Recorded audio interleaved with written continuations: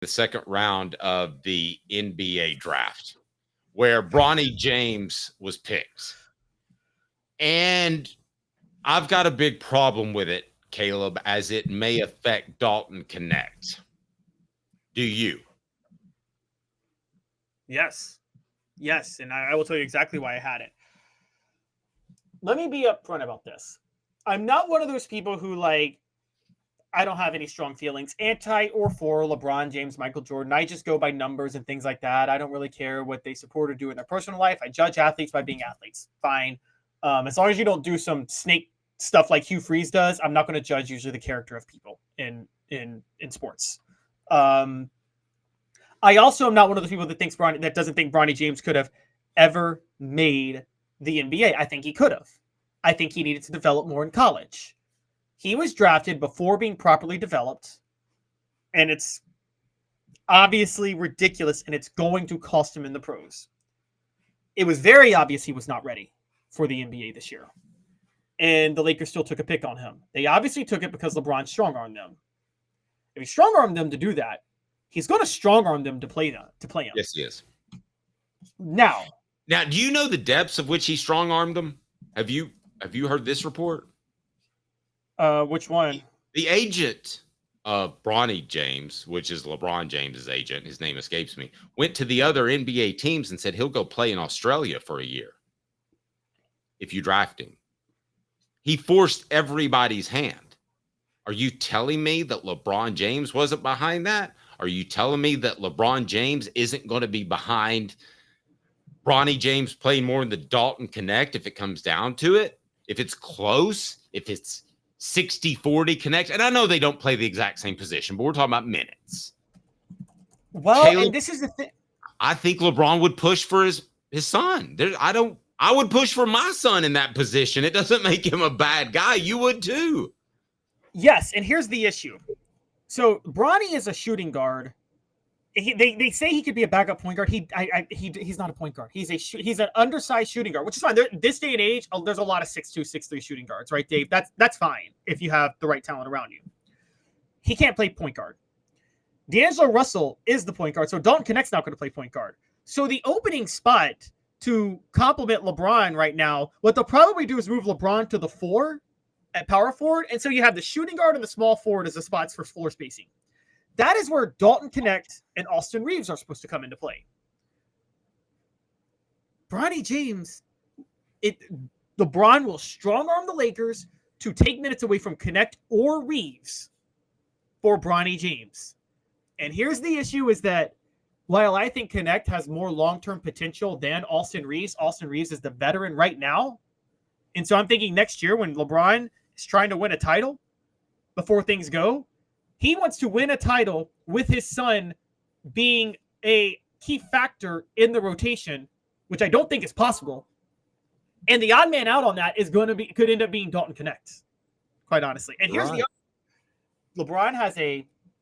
LeBron's a master manipulator of narratives. That's why many teammates over the years have been, we'll say, thrown under the bus, not by him, but by his media team in certain ways.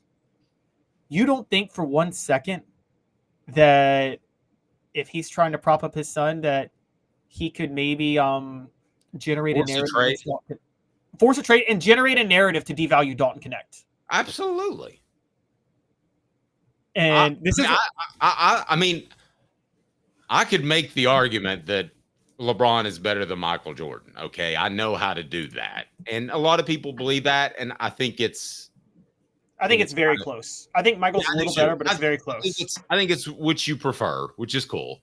Okay, we could talk clutch, we could talk ability to pass for LeBron, we could do all that stuff. But the bottom line is, LeBron is more about things working out for LeBron, where Michael Jordan was more about winning. So if this was Michael Jordan's son, it'd be, son, you're not as good as Dalton Knecht, so you ain't playing. I don't think that's the case with LeBron. Now, I've never spoken to them personally. I do not know them. But I believe that firmly, that Jordan would have said, sorry, ain't happening, buddy. Dalton's better. I don't think LeBron does that. Well, also because part of that is Michael Jordan has such a will to win. He cares about winning over anything, including his own family. I mean, let's just put that out That's there. my point. It may make him a bad human being, but it would be good for Dalton Knecht. Yes, this is why Michael Jordan's kids end up with people like Larsa Pippen. LeBron would never let his son, to his credit, date Larsa Pippen. I can tell you that right now. LeBron would be like, Bronny, you're not dating her. She's crazy. She's toxic. She will derail you. Okay? And Michael Jordan will be like, nope, my son can go date Larsa Pippen, because Michael Jordan, bit of an absentee father because he was so focused on winning. Let's just put that out there. Which kid? All of them. Bit of an absentee father. The one in Knoxville? SEC bit of an absentee. Did you know about the one? Not Larry Bird level. Larry Bird just straight up ignores a kid, I think, which is horrible. And then Karl Malone ignores a kid who is a product of a 13-year-old that he molested. And I don't mind saying that straight up out loud. He's a terrible person. Today would be a great day to arrest Karl Malone. Okay, that was a sidebar. But Michael Jordan and LeBron are different in that way. But I think LeBron's going out of his way. I think LeBron's at next level of looking out for his son is only going to hurt his son long term. Don't you agree, Dave? I think LeBron thinks he's doing the best for his son. Oh, but you're hurting your son. He's putting more pressure on him. It's going to hurt him. There's no question in my mind.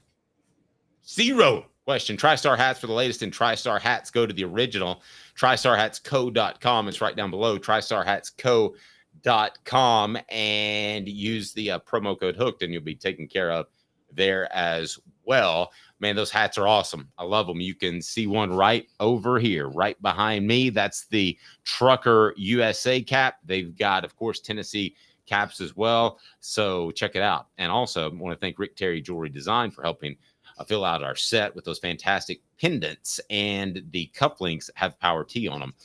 Hit like and subscribe now and go to rickterryjewelry.com.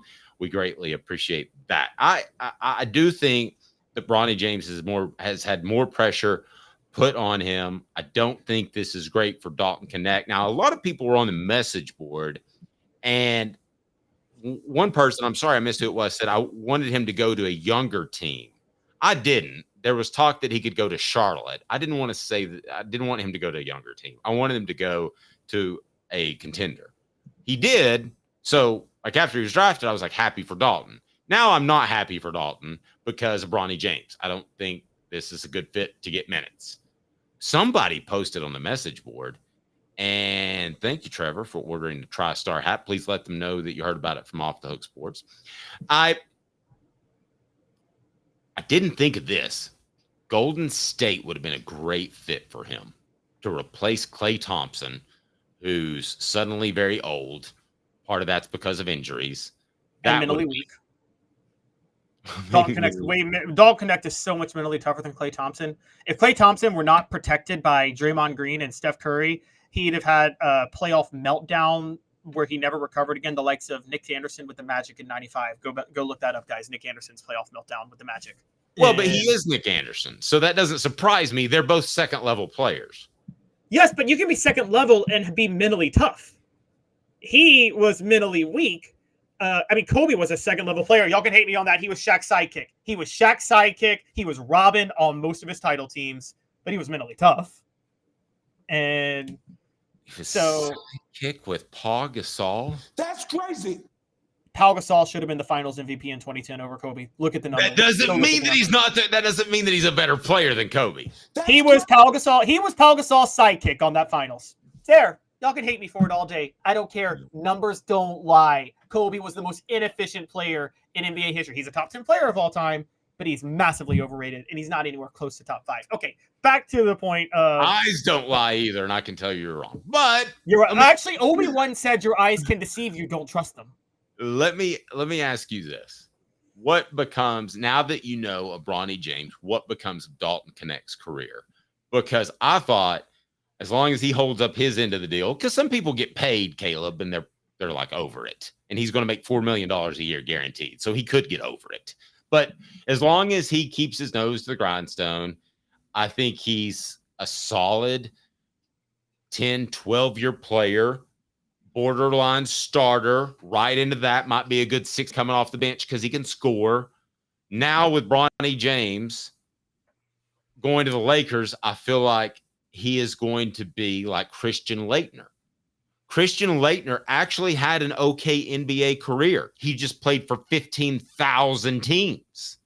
And nobody ever knew where to watch him or that sort of thing. If you look at his stats, he had an okay career. I think he actually made the All-Star team like 3 years. So it's not like he was horrible. I feel like that's going to be Dalton Knecht's career. We're going to follow him from place to place to place and never really have an idea of his impact on the NBA because he's going to end up getting run out of LA by LeBron. I hope so much that I'm wrong, but I believe that's the case. Well, so with Christian Laettner, one of the things that hurt his NBA reputation, because it's underrated how successful of a career he had, what hurt his NBA reputation was he was good. Minnesota drafted him to be their franchise player, which was stupid. Sure. He wasn't a franchise player. So when the Timberwolves drafted Kevin Garnett in 95, I think they traded out Christian Laettner because they wanted to put more of the onus on Kevin Garnett to kind of emerge into that star player. And that was a smart move. That was a smart move.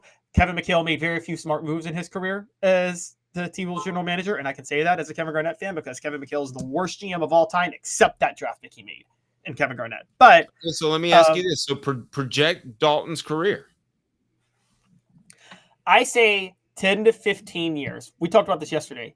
I think he's a 10 to 15 year guy. Averages for his career like 12, 13 points. Sharpshooter. In the right system, can average 18 to 20 as a Klay Thompson, as you say. I love what you said. He'd be a great replacement for Klay Thompson because he can do everything Klay Thompson can do. And he's way mentally tougher. For the message board. I do want to be honest. Well, Dave, do you remember Tony Allen when he played in the NBA? Yeah, the Celtics guard. Yeah, he started for my Grizzlies for years. Tony Allen was the most frustrating player for every scoring guard because he would just get in your face and they hated it. Now, Klay Thompson would melt down when Tony Allen guarded him. Let's take a Tony Allen guarding Dalton Knecht. We saw him last year. Do you think Dalton Knecht could ever get flustered by a tough guy guarding him? Or do you think he would? I think that makes him better, honestly. I think he embraces that type of challenge, don't you? Yeah.